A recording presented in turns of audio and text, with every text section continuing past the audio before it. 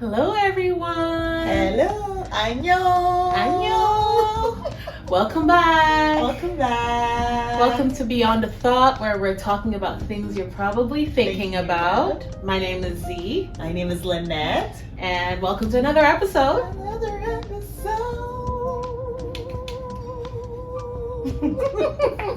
We hope you guys have really enjoyed the last few episodes that we've done. I know I have. How have you Oh found my it? goodness, yes. Yeah. Yes.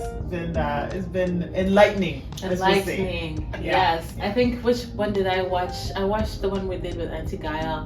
And I remember one of our clips, you were like, I felt it deep inside. Honestly, that conversation, I was just like, because it was just like my head was like, yeah, can I do this? Yeah. This thing called marriage. This, Can I? Yo, Lord. yeah. I was just huffing and puffing the whole time because I was I even remember going home having a conversation quick about it. He was like, yeah. Because the one question I asked him, I don't know if that showed up in the episode, but when she told us, when you look at your husband, just look at him like it's Jesus. Yes. I was like, when she said that, I was like, oh my gosh, like the way, Jesus. like. Hey, God. And then I went home and I was like, so if you were to look at me and see Jesus in my place, how would you treat me? And he was like, oh wow, like, Never thought about that. yeah, but it was so humbling, right? To be able to think that, like, not to say that we're supposed to treat us, but, well, I mean, We do everything as unto God. unto God, yes, but like they are not a God, like That's they're it. not God, but to like treat them as image bearers of Yes, God, yes, right? yes. And like, are we actually doing that? Me, 100% no. So I was really fully convinced. Hence my huffing and puffing over there. because I'm like, frowning. And then Jacendi's episode. yeah. That was That was great. That was great because Yeah. like it really put in perspective some of the things that I mean, you know, I think I was having a conversation with a friend of mine saying that like it's kind of hard when some of these conversations come up for me as a person, because sometimes because you don't go through it in the same manner, or because that I didn't struggle to have kids. Sometimes I just like to listen to these conversations because it's like, What can your you story, your story is your story, and like I wanna hear you basically. So it was good to like hear from her perspective and ask her questions about like all the things that she's gone through, and she's super strong. Like it's not, I can only imagine how hard it is, or it must have been for her. I mean, I know I was in the thick of it with her, but I don't know from like when you're dealing with it, you can only get a snippet of it. Even if you're a friend, a close friend, you can only see a little bit of it. I was gonna ask you, because you're her close friend, was there anything that came out in the episode that you were like surprised by, or like, oh wow, I didn't know that's kind of what you were thinking about, what you're going through? Not really, because she's very when it comes, she's very open and very vocal about some of the things that she's struggling with as well with me. That I knew most of the things that she was talking about, but I think what really surprised me was like the switch in her demeanor from like being self-loathing or saying like, oh, woe is me kind of thing, to like, I'm gonna see this in a different perspective. And that was very admirable of her, because it's not easy to like go through this and have a level head. Fair. Yeah. That's really good. I really enjoy those conversations. Absolutely. I'm still thinking about them even to today. Yeah. You know, because just like you too, I didn't have maybe a Maya, but it wasn't even like waiting for a Maya. It was 4 months of like trying and it not working. 4 months versus years. But even those 4 months, I was like, what's going on? Exactly. But no, I'm glad we had those conversations. It was good. So today, you guys, it's me and Lynette. It's us. The OGs. The OGs. You know, We're here. Don't worry, we still have some more guests lined up for you guys, but we wanted to have a conversation because this March marked 4 years since the pandemic started. And if you don't know what pandemic I'm talking about, I don't know which land, which which planet you're on. a newborn. Pretty much newborn. Yeah, you're a newborn. Yeah. And clearly, if you are watching this and you're a newborn, where are your parents? Or you're 4 years old, like my child who was born in it, so didn't even know that there was a pandemic. Thought that this was normal. Yeah. So it's been 4 years, and I was telling Nanette that I saw this video on Instagram where so the city of Ottawa shut down. It was March break 2020. Yeah. And they showed a drone going through the city after lockdown on a Wednesday afternoon, lunchtime. And there's no way Ottawa will be empty on Wednesday afternoon downtown, because downtown is the hub, the federal government, everything is there. And there wasn't a single person in sight. The city was dead. And I remember thinking, I'm wow, this thing really made people stay in their houses for close to 2 years.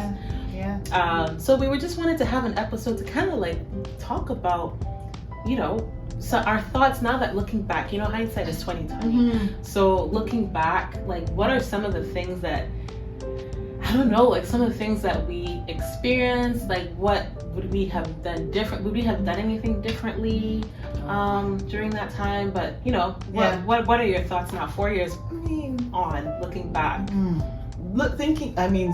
You saying that there was nobody in sight just brings back all of these weird memories. It's just ugh. Those times were so odd and so bizarre. And it was the first time any of us have gone through this. I'm sure pandemics have come and gone. Yeah, there was one in 2009. It was, what was it? Swine flu. 2009, 2010. Nothing compared to this. Nothing. But in history, it's come and gone. But this is the first time I was experiencing any of this.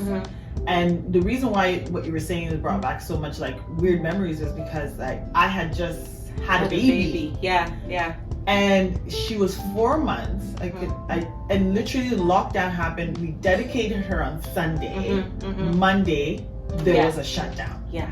Wow. Yeah. Literally. Yeah. And she was 3 months, almost 4 months, and or just a little bit over that. And that was when I was just kind of ready to go on walks. And, hang out with people, and the weather was getting better. The weather was getting better. It was springtime. Weather was getting better, and a mutual friend of ours was also on mat leave, and it was just we had all these chat, and we had even organized something for that Saturday to go to a mom's group thing at Saint Laurent to do a walk in the mall or whatever. Shut down.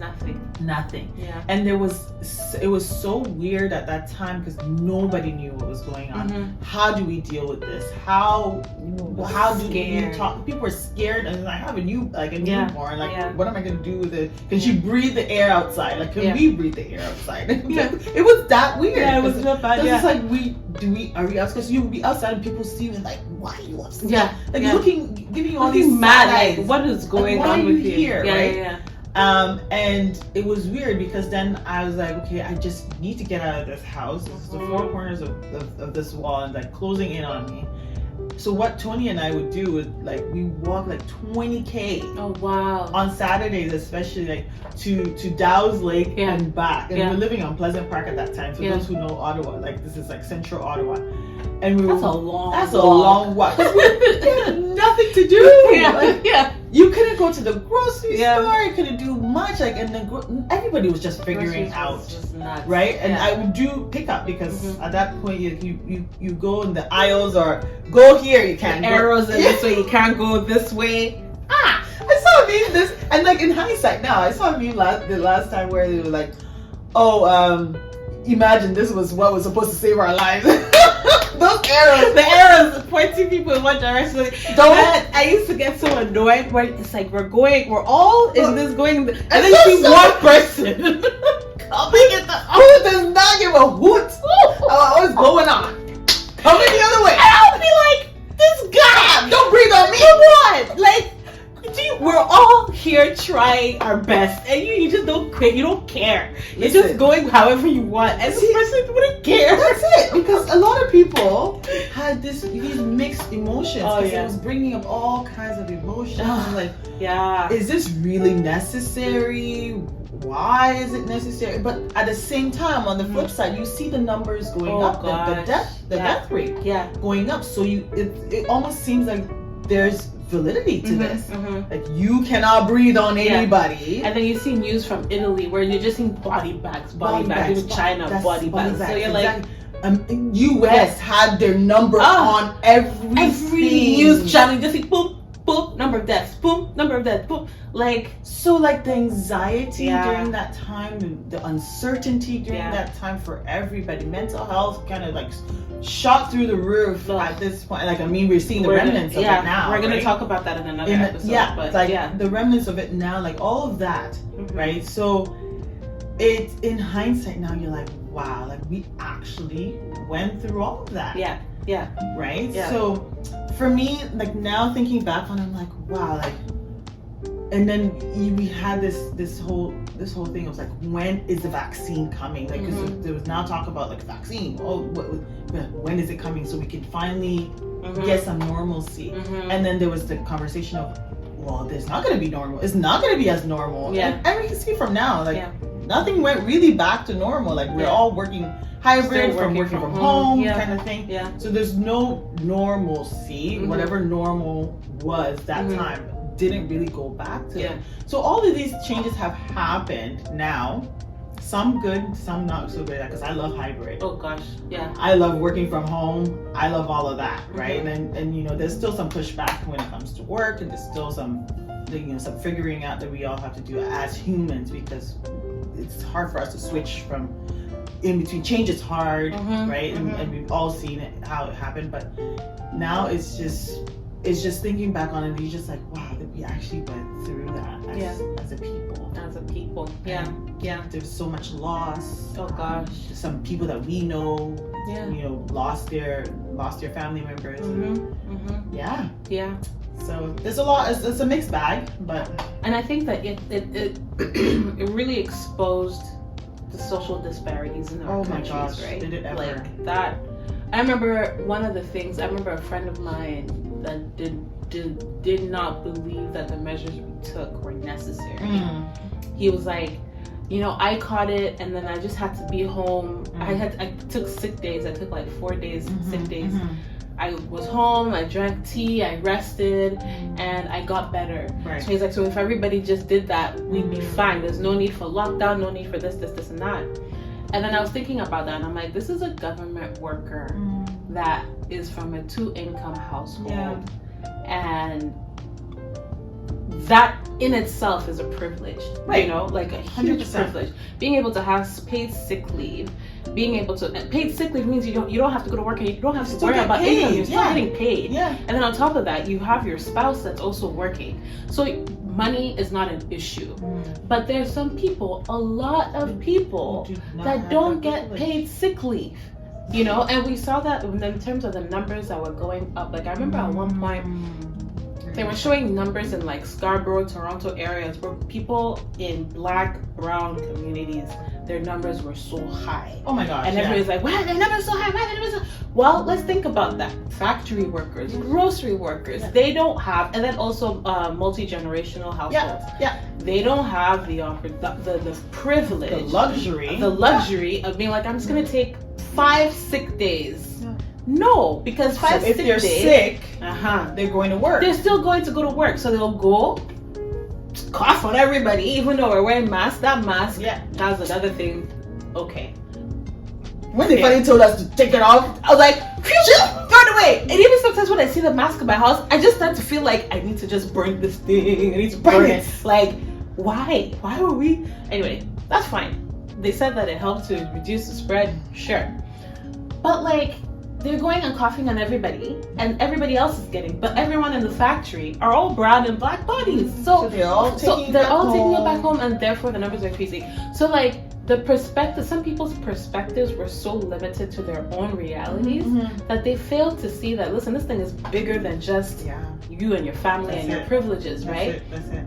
And I remember thinking, like, I feel like I lost I won't say I lost friendships. I feel like our friendships changed just because of our approach to lockdowns, our approach to vaccines, and I think that really like caused what's the word? Chasm? Yeah, a chasm in my relationships, but also like it brought up to the surface this thing of like, wow, look at all the social disparities in our country. Yeah. Because the majority of people that got this COVID thing were Black and brown bodies. The majority of people that have lower income jobs are Black and brown bodies. So now people are like, oh, so this is a real thing. Yeah. Canada that thought that, oh, I'm kumbaya, we're great, blah blah blah blah. Actually, all of these things so that were kind of covered up, and everybody's just kind of going about their merry way, and now all of these things are coming to the surface where you're like, okay, now we actually have to deal with this. And even like with the vaccine, how about the friendships that you so friendships was just like realizing that we had, this is my new favorite phrase, we were diametrically opposed. You know what lyric that came to? Tell me if you know which lyric this is. No. Diametrically opposed foes. No. Hamilton. Oh my gosh! Selena and I are big Hamilton fans, by the way. We're obsessed. One of our other friends, like, we talk about Hamilton quite a bit. Anyway, so that's where I got the phrase, but I'm like, I love this phrase. I'll use it all the time. It actually came up as a you must watch. Oh yeah. I have watched 10 times. I will watch again. I will. Oh gosh. Every year. I have to play the album every year. And that was another thing that we had to go about during the pandemic. Hamilton. We watched it like so many times. And listened to it. Listened to it on Spotify. I had it on like repeat. And then we got to go see it. And it was the best. I think we were like singing the whole time. The best. Oh, that was so great. We digress. Yes, we digress. So friendships. So yeah, diametrically opposed opinions. Because like I think that, and my pastor used to say this all the time. He'd be like, somehow all of a sudden everybody is an epidemiologist now, or everybody's a doctor. Speak on it, because like my friend, you did political sciences in school. Last I checked, social sciences. But why are you feeling like you could comment on the medicine and all these things because you read one article? All of a sudden, somebody that went and did school for like 10 years has no place. Nothing. The way they came for Dr. Fauci. Oh, Fauci. Oh, sorry. Not even Dr. Fauci. Even our own Canadian one, Teresa. What's her name? Teresa Tam or something. Yeah. The girl could not get a word out. No, but she said something that was just kind of ridiculous. She was like, I'll never forget this one. She said, sex? Yes! She said, oh, even if you're having sex, wear your mask. I'm like, are you kidding? Have sex in a mask. Are you kidding? I was like, is this role playing? Like, what do you mean? What are we doing? Doctor versus what? Patient? Yeah, so she said that, and I was like, okay, sis, like, that one you're pushing it. Just tell people not to have sex, okay? Just do it. Why masks? Why? How can you kiss with masks? What is this? So just plunging the whole time. That's no intimacy. Just do the and then be done. That's it. COVID comes through oral sex, so you can't even. Anyways, that's a whole other story. But yeah, so I'll have these friends. I'll be like, yeah. I read this article, and I'm like, but look at all the doctors. I'm not even talking about the U.S. Like, let's not even talk about the U.S. because sometimes the U.S. their news can be very, I don't know, catastrophic, and they use it as like, it's just, and sometimes it can come off as being entertaining. Okay. You know, like CNN it can be entertaining. MSNBC, But like, I'm like, let's put that aside. But let's look at the Canadian stats. Let's look at who's writing these things. All these epidemiologists at FAC, like Public Health Agency of Canada, Health Canada, that have spent their lives working on this stuff. Yeah. You're gonna come and discredit them because you read an article that was read on TikTok. Or Instagram. So for me, I was like, I was really like offended by that because some of my friends are super educated. I'm not taking away from the fact that they're very educated, very intelligent people, but and then my background is in public health, so I would have understanding of certain terminology and all that kind of stuff because my education is in that. So I can come and sit down and be like, okay, let's talk about this. Let's look at it from da da da da. There's no way, for example, I'll come to you. Let's say you did poli-sci or you did whatever. I can't come and pretend that I know about political sciences because I didn't do that. So I can read an article and I can ask you questions, but I can be humble enough to be like, I don't know everything. So you did Bachelor 1, Master's, PhD, come and educate me. But like some of my friends, that wasn't a thing. Everything was so hyper focused on like epidemiology. And everybody was just kind of like talking about it. It was just the thing of the day that everybody really just went to seek it out from wherever and not from the people that actually know these things that have been doing it for years. Nobody really even knew what an epidemiologist was until the pandemic. Until they're like, oh, okay, so these are the guys that look at the statistics. Yeah, but then did not listen to them. No.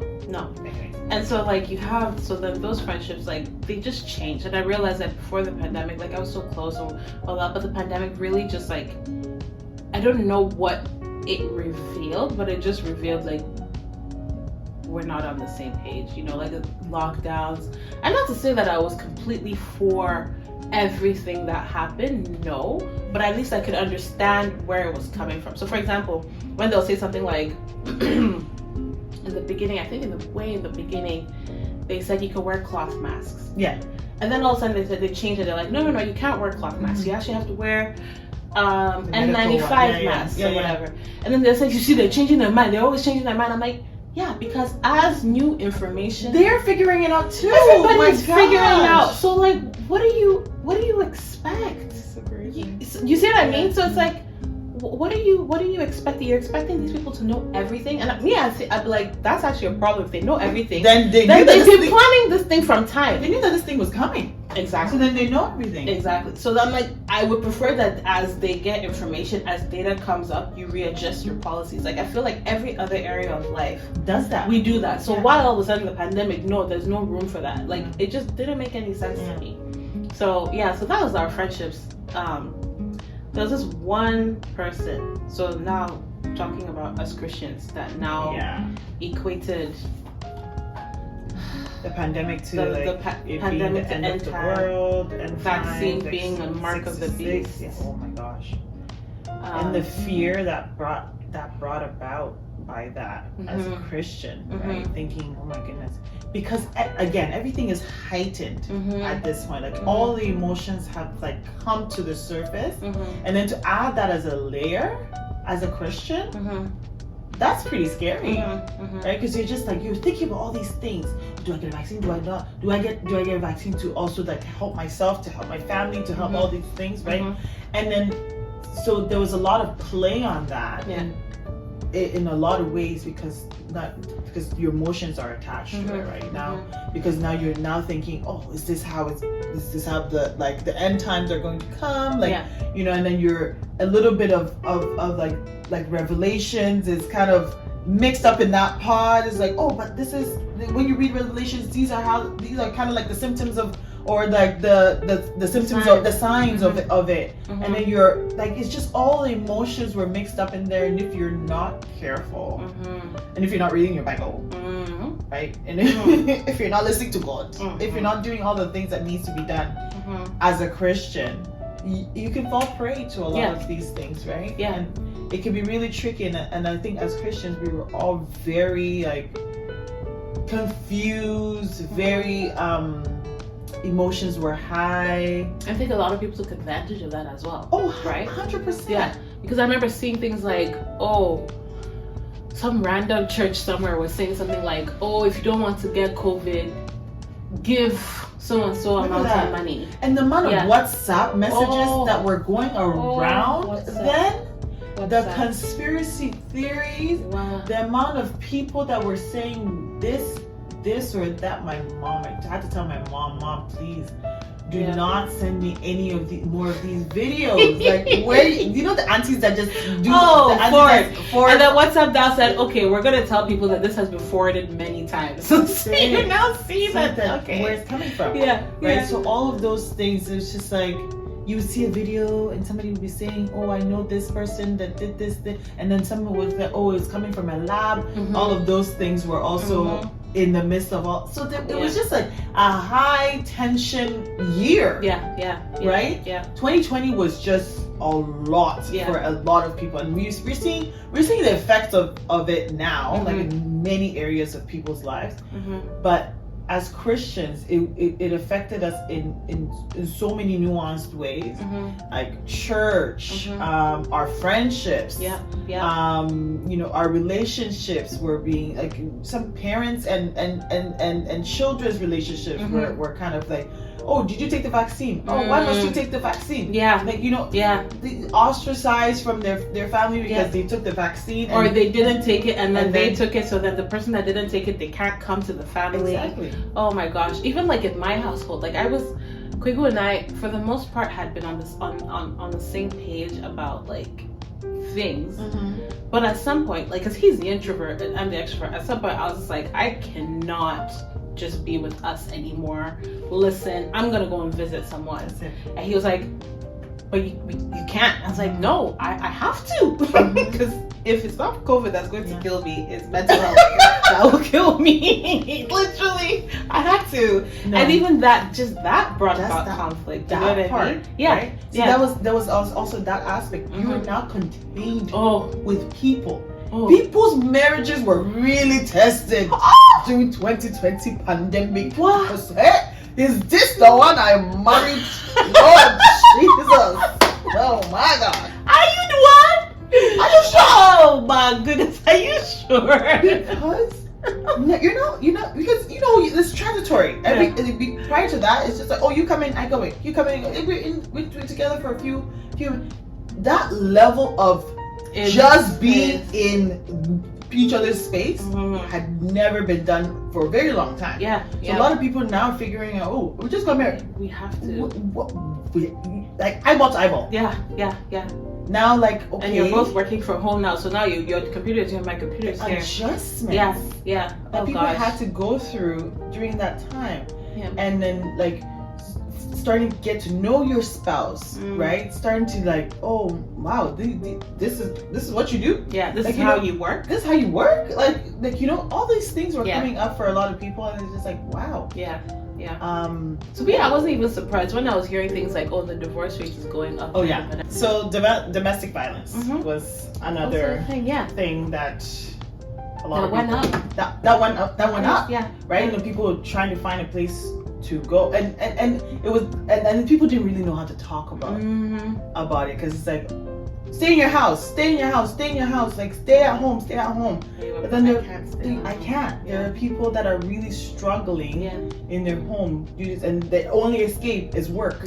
Now they can't go into work physically, right? Now they have to stay. So all of these disparities came to the surface now, and now the society has to deal with this. Right? Parents had to deal with certain things that they never had to deal with before. I forgot about that. The fact that we had to do with our children. I thank the Lord up in heaven that my kids were tiny and I didn't have to do school from home. I had to do that. And you know what was so heartbreaking? Like, I think that's one of the things that like we kind of missed, was like Azrael was doing school from home, I guess, for a while, but it got to a point where like I'd go and wake him up to start school and he'd be crying because he wants to go to school as opposed to being in front of a computer.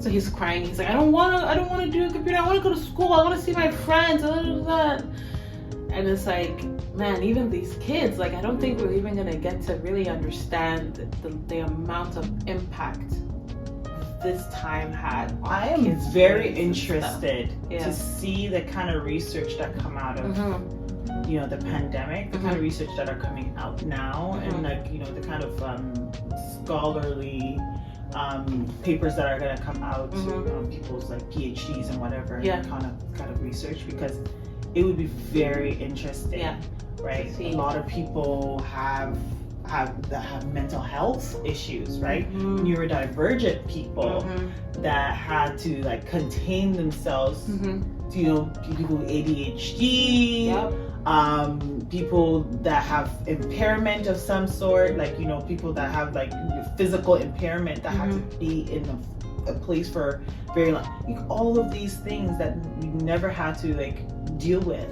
Now it's like in our faces. Now it's like, okay, faces. Yeah. Right. Yeah. And now we're finding that like our workplaces, like you haven't gone back to work yet, but wait, hold on, clarify. In person. I am working but just from home. Going back into People be like, she hasn't worked since pandemic. I'm like, yeah, I've been working just in my house. But go ahead. You're going back to work physically, because like I hadn't gone back to the office in 4 years. So I went to the Grace to go for a visit to with my colleagues, and that week there was a shutdown. Yeah. And then I got pregnant again with Elsie, but I was working from home at that time. I started working from home and I returned to work with Ellie Grace, and then when I got pregnant again, I was still working from home. Went on my second maternity leave from home. So now I'm going back to work. I went back to work in November of last year. Went back to work in person 2 days a week. So obviously, like, and that was that's mandated now for federal government workers. And that was a shock to my system, because like the setup at work is different now.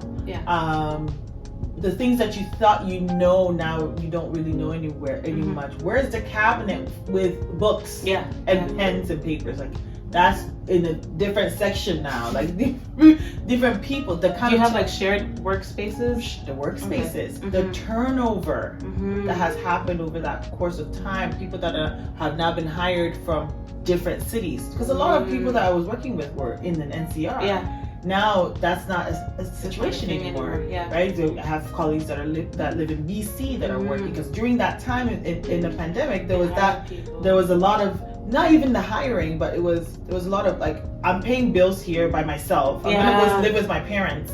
Fair. In Vancouver or in Toronto, whatever, so that I don't have to pay the bills here. So there's a lot of people that moved back or sold their houses to move back to like their hometown or whatever. Now they're working hybrid. So the government's finding it hard to like bring them back into the NCR. Like, you can't force me. Like, you hired me when I was in my mom's house. You can't now tell me to come. You know what I mean? So there's a lot of friction when, like, I've seen that there's a lot of like tension when it comes to some of these things now that you know, employers are having to deal with now. And it's a very interesting thing to see, because I was having this discussion the other time that nobody really is having that conversation. I don't know about the boomers, maybe boomers are, but millennials down. Nobody's having that conversation of, we used to go to work 5 days a week. No, we want to go. We don't care. We don't want to do that. We don't want to do that.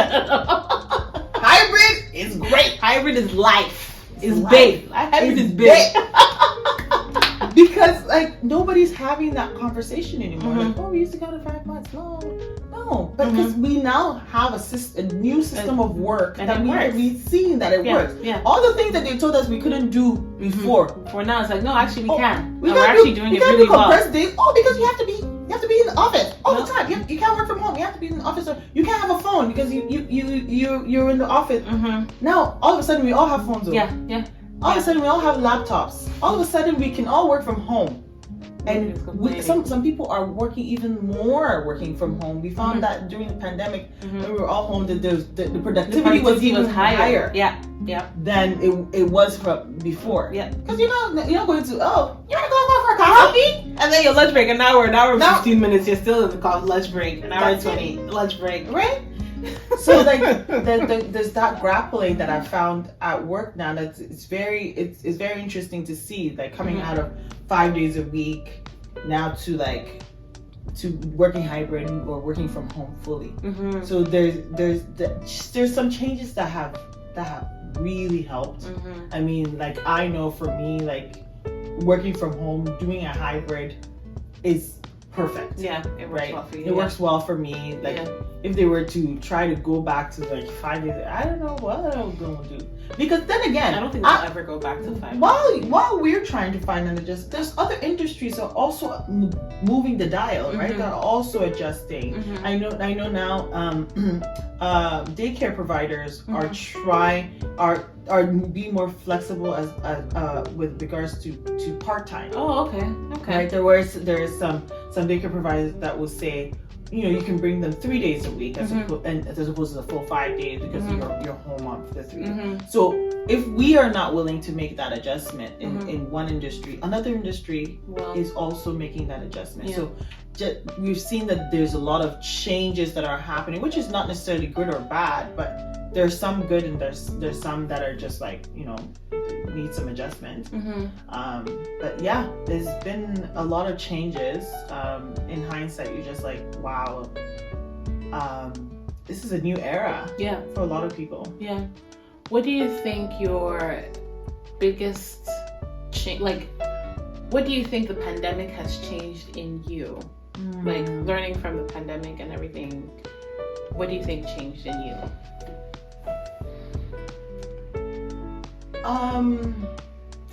I would say, I think like extending grace to others, right? And being mindful that other people there's people going through things, right? Yeah. And extending grace to others and extending grace to yourself, because depending on where you are at as an individual or whatever, I think so much so now, and I'm using work as an example because I'm doing the hybrid and doing whatever, like things have become a little bit more closer. Whereas I know my team at work, I know them intimately. Now I can see the things that they go through, whereas when we were going into work like all the time, like people come transitory, you can go and come, I'm going home kind of thing, you don't really have conversation with them. So just extending more grace to other people, to and just being more aware, because now you just it's so much, there's things that are so much in your face that you're just so much aware about, and then to yourself as well, because again, like out of the pandemic, there's a lot of mental health issues that have come out of that when people are dealing with. So being kind to them, and being kind to yourself, and knowing that there's changes that have happened in people's lives throughout, from that 2021 to 2024. People have had kids, people have gone through a lot of change. So understanding that you need to be kind. Right. So just being, I think for me, just being kind, being more aware to be kind to another person, just even to yourself. Yeah, I agree. Like I was thinking more empathetic, which also falls in line with being gracious towards other people. I find that like with us at work, because of the pandemic, it felt like there was a certain level of filter that just fell off. Like whereas like you go to work and everybody kind of puts on this sort of like mask of like, I'm doing okay, I'm doing okay. And then the pandemic came about, and it's almost as if the pandemic gave people permission to actually be vulnerable. That's it. And be like, listen, this thing is tough. This is tough. And I think because we all found ourselves not in the same boat, but in the same ocean. Based, because that saying where it's like we're all in the same ocean, but some boats have holes and some have sails or whatever. So we all found ourselves in this similar situation where we're all rich, poor, we're all going through something. And the something, we are all aware that is the pandemic. And so it gave people an opportunity to be like, yo man, I'm not doing well today, I remember like for me, because I think not halfway through the pandemic, I started with the government in 2020 September, but prior to that I was at a nonprofit. And I remember that nonprofit, like initially they started talking about, we'll be fine, we'll go back in 2 weeks, and then they kept extending it. And then at some point they were like, you guys, we're struggling financially, but don't worry about it, like senior leadership is going to take a pay cut so that we're not going to lose any jobs. And then all of a sudden it's like, no, we're going to have to cut some jobs. Oh geez. So even just that in itself, like knowing that, man, financially I might not make it out of this thing. That's it. And I remember at that time I got pregnant with Kion, and then we had got our house in 2019. So mortgage was still fresh in our heads. Like, okay, we're figuring it out. And then now they're telling me that I could potentially lose my job. So, and our team, we're all like, yo, some of us are gonna lose our jobs. Like, and then some people are like, I can't work. They're calling in sick, but we all knew why they're calling in sick, because they're depressed. Like the anxiety is like through the roof, you know? So I found that like, it really taught us to be empathetic and to extend grace to people. Like, somebody is not working to the maximum capacity one day. We're not gonna be like, oh, you're lazy as heck. We're just gonna be like, listen, we get it. We get it. Like, just pull the weight, you know? So I think looking back, for sure, I feel like I'm more empathetic. I'm not so afraid to talk about more vulnerable. I'm more vulnerable. I'm not afraid to talk about what I'm dealing with. And then also on top of that, I actually don't even care what the other person thinks about said person. It doesn't matter.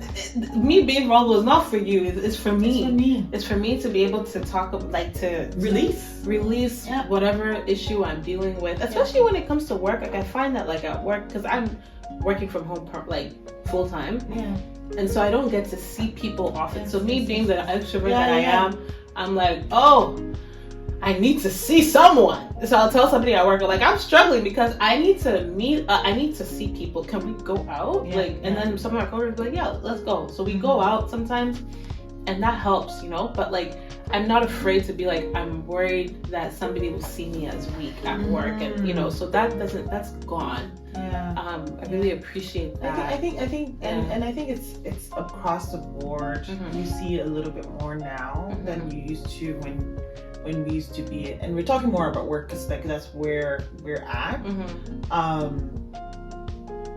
Across the board, you can see a little bit more of the walls coming down, even with senior management, and we're talking more about the idea focused things like inclusion, diversity, and all of those. That's things. another thing that came out of the pandemic. Really come out of the pandemic, because like, now there's more talk about like real human things. Like, we're not robots working here. Like, you know, just all of that has now come to the surface, and people are really talking about the real issues that are going on within work and the work context, and that people are burnt out, and you have issues that they're dealing with. Changes have happened, and all of those things. So I really appreciate that people are now more open to talk about those things. How about family-wise?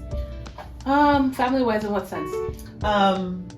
How did it change the dynamic of your family, or how did it like coming out of it? How has anything changed in terms of like how you see things? How do you see your children, and how do you interact with your children? How do you interact with your spouse? Yeah, with my spouse, mainly with Kwaku. I mean, my kids, I guess, because it was what it was. You know what I mean? Like, I found that we spent the most time together during the pandemic, of course, because we were always together. We used to go for long walks. Like, definitely not 20 kilometers, but definitely like walks. So we spent a lot of time together. Now, not so much, because now we're work, school, But I find that with Kwaku, I didn't know that he was so like, we're almost like I want to say opposite ends when it comes to like sickness and like getting sick and getting vaccines, and because that's one of the things that was like a bit of an issue with us, was having conversations around, okay, like for example, when they said that masks are no longer mandatory, I was like, true, bye. People was like, no, I'm gonna keep my mask on until further notice. And because he wanted to keep his mask on, guess who else he wanted masks on? All the kids. Yeah. And I was like, nah, my kids need to breathe fresh air. Not their breath.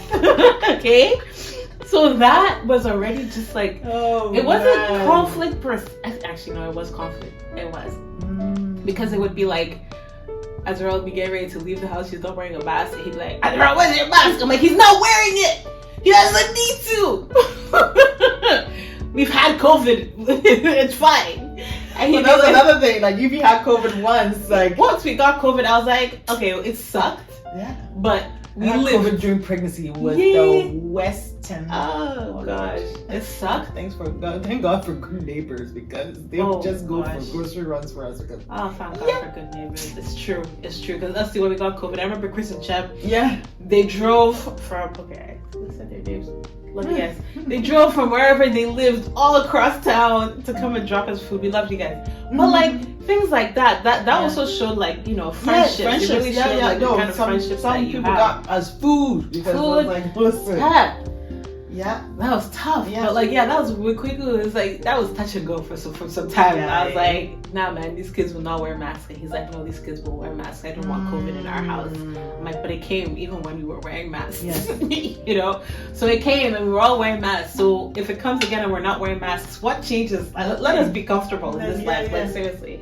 So that was a big issue. And even up until now, like I still see remnants of it here and there, where it's like he'll be like, wash your hands, guys, which we should be doing, but he's very like particular about it now, more so before and then like in the car we still have like hand sanitizer, so wherever we go and we come back to the car, it's like hand sanitizer, everybody. You get hand sanitizer, everybody gets hand. And he's like, did you use hand sanitizer? I'm like, no, I didn't use it. He's like, here. I'm like, I didn't want to. It was like, all those hand sanitizers that we oh Lord God. Costco, man, those big. We just buy those big gentle hand sanitizer. The catastrophizing of things. Yeah. The toilet paper. Did you guys wash your groceries when you got back from Costco? Oh, Charlie. No. Hey, I just Lysol. Quick will be there. That's the other thing. That's what I realized. I'm like, oh wow, okay. He can come back and take the Lysol. Why have we been wiping everything minus the vegetables? I'm like, so us will eat Lysol and spinach today. Like, oh my goodness, I love this man so much. He's so funny. Every time I think about it, I'm like, God, only God knows how he brought me and Kwaku together to form a family, because we're so opposite. It's hilarious. But anyway, no, it was. I don't think it changed much for us because we were both.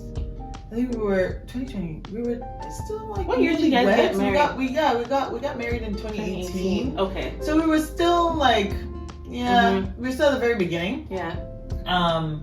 And then we had a kid. So it was like we were just figuring it out. We were still figuring out like the dynamic of living together and now living like with a kid all the time now and now with a kid. But I think it didn't affect us much, mainly because like you're still at that stage of wow, like we just got married. This is great. Like, now we can be together all the time. You know, so it didn't really clue in that. Oh my gosh, you're in my space every day. Like, Lord, like you know what I mean? It's like here still. So I think it didn't really. We were just like hyper focused on like now we have a child. Like let's figure out the child. Like let's do this. Let's do it. So we did a lot of things like together just to kind of like pass the time, just to like get through it. So I don't think it changed, and we didn't have kids to have to deal with like in terms of like the level of which some parents had to deal with it. So that was I'm like in hindsight, like I'm really thankful for that time, because it was just like we were just both just figuring it out as we go, which was good. Yeah, which was good to have. But pandemic 2020. Rough. We didn't even talk about those people that were sending us. I'll just share one last story before we go. Our Christian brothers and sisters. Oh dear.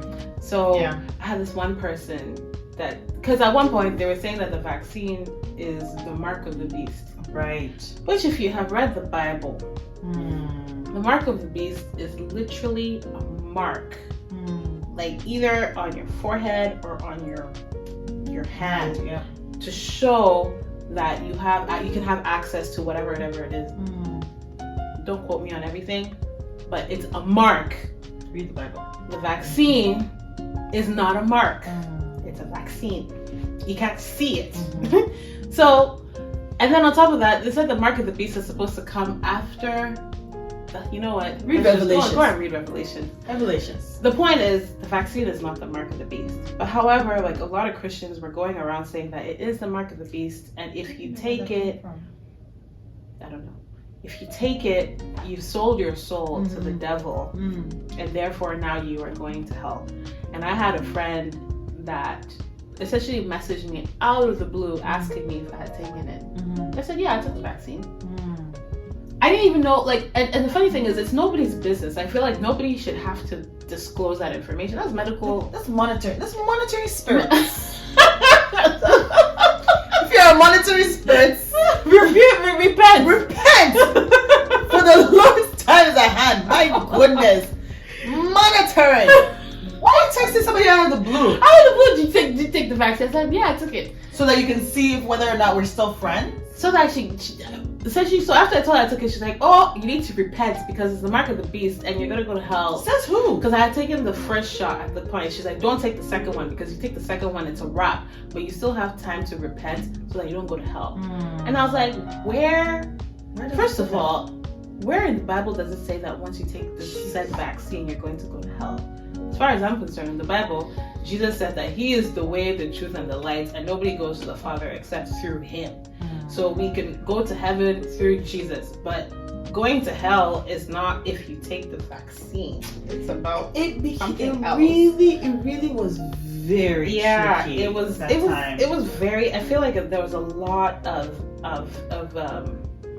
vitriol, a lot of anger because people now had different opinions about things and they were imposing it on each other. Like the church as a whole, I found that the pandemic, it really just exposed a lot of, I want to say, rot. Yes. Because now you see that the vaccine exposed a lot of false prophets, number one. Because all these prophets that were declaring this and that, this and that. None of that stuff happened. So now it's like, okay, so all these prophecies that you were saying, where are they at? Where are they at? They're not there, you know. And then some places people would say mark of the beast. I remember this one forward I got. This person was saying that if you have family members that took the vaccine, tie them up and put them in a shed because they are going to turn into zombies. I got this forward from a family member, and the family member knew that I had gotten the vaccine. So I was like, family member. What? Yeah. Family member, do you really think I'm going to turn into a zombie? Is this why you sent this to me? That's so crazy. And then the family member was like, I'm just sharing what I've seen. That's why I don't want to take this thing because I don't want to turn into a zombie. Oh my gosh. Zombie? Isn't zombie? Those zombies aren't those people that died and have come back. Like what is? Anyways, so all these things were going around, like those videos. Those videos, like, and like it plays with, because our minds are so fickle, right? Like it plays on your mind, it plays on your emotions, you're like, do I really know the Bible like that? Do I really talk to God? Like, does God really talk to? Do I really pray? All of these things are like coming to your surface, like wow, like it making you question yourself, making you question your Christianity, making you question your, like, who you are, like just basic, point blank, simple. And another piece of it was also a lot of people were looking towards their spiritual leader, like as in a pastor or a leader of some sort, to kind of like tell them what to do, because nobody, especially in the Christian community, nobody wanted to make that decision on their own. So they looked at the pastor. Now look at the pastor. Now pastor is like put in this weird position as where they have to like now address whether or not they are for the vaccine, because there was no middle line. It was like you're either for it or you're against it. Right? Like, and so then you had a lot of pastors like now having to do whole sermons, whole sessions on the vaccine. And it's like, but you're not a medical doctor. Like, why do we have sessions like this on measles vaccine? Like any vaccine that's ever come out. Why would you, unless your doctor is your pastor is a doctor or some sort of medical profession, why are you going to ask them for advice? But then you see, that goes to show, oh God, that's a whole other conversation. It goes to show the kind of like pedestal we put pastors on to ask them to make decisions like that are so personal. It's like, right? And then pastors, instead of saying, you know what, go and talk to your doctor. Because, fam, I didn't go to med school. That's it. Go talk to your doctor. And then a lot of people would, if the pastor would say no, then they're not taking it. They won't take it. And then, but then, because like, Pastor so and so said, And liability. So now imagine somebody gosh. says, I'm not going to take this vaccine because Pastor so-and-so, and then they catch COVID, and if they die, what is the pastor going to say at that point? You know what I mean? And I'm sure that has happened. But gosh, yeah. Absolutely. So don't take the vaccine, then people are dying of COVID. There's nobody that was immune to it. No. I think at the beginning they were saying, oh, children can't catch it. Eventually. Children can't catch it. I don't remember hearing that. Yeah. They said that, Because they said that children can't catch it. Children are like, there's only children that can't really catch it or something like that. And then we found that it was children that were not even carrying it. It's true. Sharing it with the elders. I remember that. Yeah. See, so like there was so much uncertainty. The uncertainty at that time, like, you know, I don't blame people, but at the same time, the uncertainty was so high. And to think that what we knew versus what we didn't know was like the scale was tipped towards we don't know a lot. Yeah. Right, and so people were just looking for answers where they could find it. That was almost like easy fix. I don't want to think about it. I don't want to have to do my own research. I don't want to have to tell anybody or I just want somebody to tell me what to do. Or God, you yourself come down and tell us, like, do we take this? Holy Spirit, tell us. You know, because a lot of people went into prayer like, God, like let what, you know. Whereas like if you were to go, if you have a headache and you want to go to the, you know what I mean? Like if you're sick and you need a surgery, you go straight to the doctor. You know what I mean? So there's so much confusion at that time that has trickled down a lot even to now, right? There's a lot of the remnants that we still see within the churches, within our communities, within our families. That still point back to the pandemic time. There's during the pandemic or you know, God said, or prophecies exactly like that, like prophecies that were just nobody's really talking about those prophecies anymore, like side-eye. Where are they? Those prophets. Like we need them back. That need to be coming to come to the front. Come to the front and explain yourself. So everything that you said, where is it now? You know, like we're not making light of it, but it's just there's just so much going on. There still is so much going on that there's a lot of people that was just so confused. It was like, okay, somebody tell me what to do, and I'll do it. And then now the liability is off of me. It's on that other person. Saying, oh, because they said, hence I did. Right? And that's irresponsible. Especially as an adult. Like as a child, I can make the decision for my children. But as an adult, that's irresponsible. Right? So if we were to go through something like this again, like obviously you never know what what tomorrow holds me. One of the prayers I pray a lot often is I don't know my future. God of my future, because you know my future, please take care of my future, because what will happen in the split second, next second, I don't know.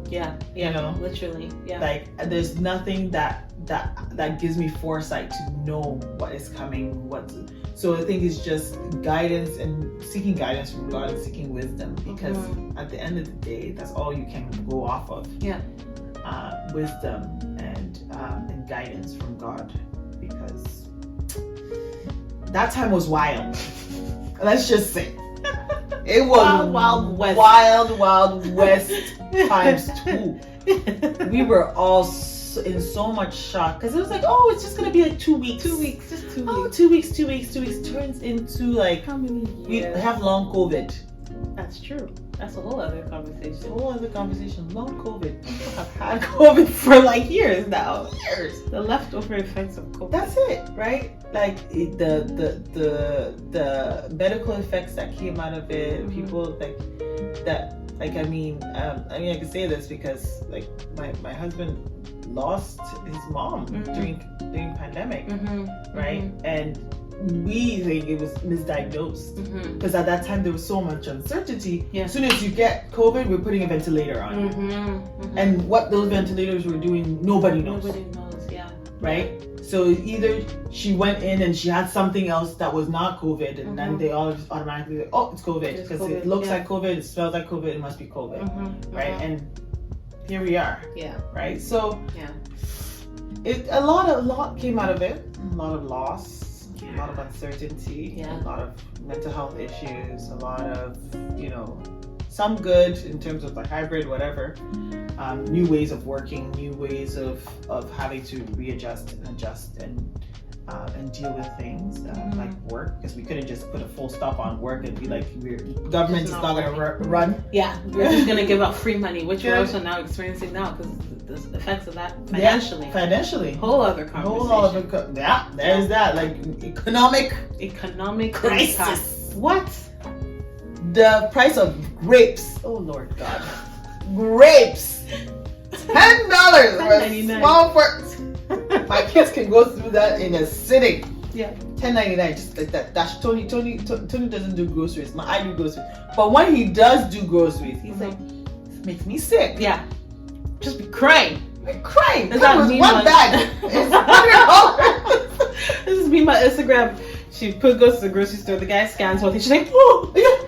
One meat is like, this sugar anymore. She's going to freak out. The guy's like, are you okay? She's like, you've only scanned 6 items. I'm already at $100. Like, that's literally what it is. Literally. You come back with one Walmart bag. And 100 and over. Oh. And you got toothpaste. Yeah. And grapes. I started telling my kids, I was like, oh, can we buy? I said, no. Like, why? We don't have money. I tell flat out, we don't have money for this. No, we don't have money for this. No. This grocery bill in our house. So, yeah, folks. This is just really just to kind of have a conversation in hindsight, like we mentioned. And then I hope, like, it starts conversations like with you guys as well. Like, some of the things that you may have not even thought about, that kind of came out of the pandemic for you, because it's a real thing that we all went through. So it's just like conversation starters to kind of start to maybe. It's not a thing. It's not a great thing to think about. But it's something to reflect on. Something to reflect on. We should have a remembrance day for pandemic. Lest we forget. That we went through 2020. So everybody just went 2020. Just go away. We don't want to ever think about 2020. I remember 2021 came around. 2020, it never happened. So that's 2021. It never happened as well. Like 2021, it was 2020. Like what did we do? Nothing. 2022. Listen. So we jumped from 2019 to 2022. Yeah. Oh God. So like it is something to reflect on, because never again. We do not want another of this, wherever it came from, back to sender.